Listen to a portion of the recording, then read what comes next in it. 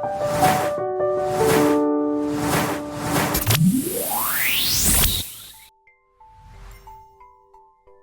pessoal, tudo bem? Hoje eu vim falar um pouquinho para vocês sobre como a gente deve cuidar da nossa saúde auditiva. Tá, eu vou dividir esse assunto na infância, na adolescência, na idade adulta e na terceira idade, digamos assim.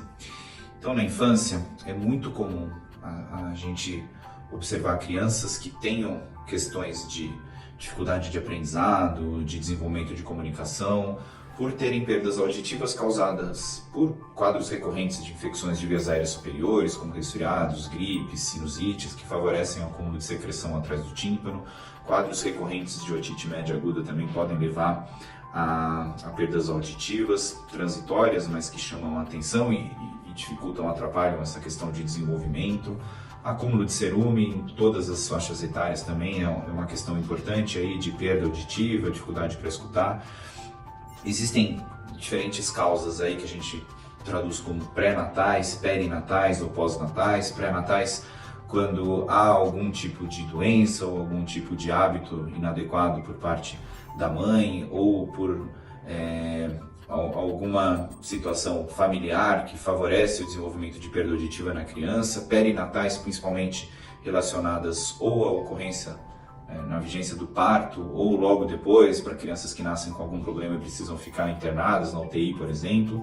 E pós-natais em situações pouco depois do nascimento, mas que se estabelecem, principalmente relacionadas a infecções, uso de diferentes medicamentos que podem favorecer uma deterioração auditiva. Quando a gente fala de saúde auditiva, de cuidados com a saúde auditiva nos adolescentes, a gente precisa levantar a questão do uso frequente e de fone de ouvido, tá? Então é importante que se limite o uso desses fones de ouvido. Não é interessante que a criança fique exposta durante muitas horas, especialmente se essas horas forem seguidas, que esse som não seja um som muito alto também, porque a chance de uma exposição mais prolongada e principalmente se o som do equipamento estiver muito alto, disso vir a causar algum transtorno auditivo, acaba sendo maior. Quando a gente fala de adultos, além dessa questão do fone, também cada vez mais comum hoje em dia por conta de trabalho remoto, né, trabalho em home office, exposição a ruído, como em shows, por exemplo, como em baladas, né, festas, danceterias e tudo mais, exposição profissional também, né, aquelas pessoas que se expõem a ruído mais intenso, como trabalhadores em metalúrgica, como músicos, tá, entre outros. Pacientes que tenham alguma doença que favoreça o desenvolvimento de perda auditiva também, seja essa doença uma doença familiar, hereditária, congênita ou doenças que são muito comuns no dia a dia relacionadas à parte cardiovascular, como hipertensão arterial sistêmica, por exemplo, doenças metabólicas como diabetes mellitus, aumento do colesterol, doenças da tireoide. Então são diferentes fatores aí que podem colaborar com uma deterioração auditiva e que tende a ter um impacto maior ainda nos pacientes mais idosos.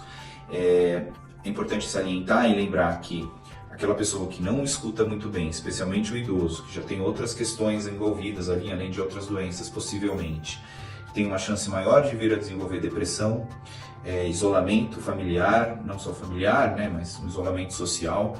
E a gente sabe que a depressão é um dos fatores que favorece o desenvolvimento de demência.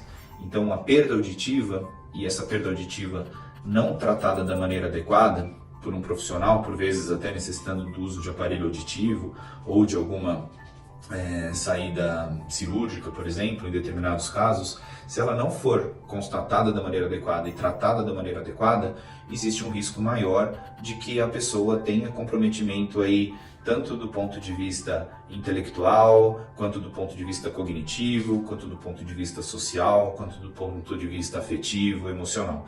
Então, é muito importante que cuidemos da nossa saúde auditiva para que tenhamos uma melhor qualidade de vida.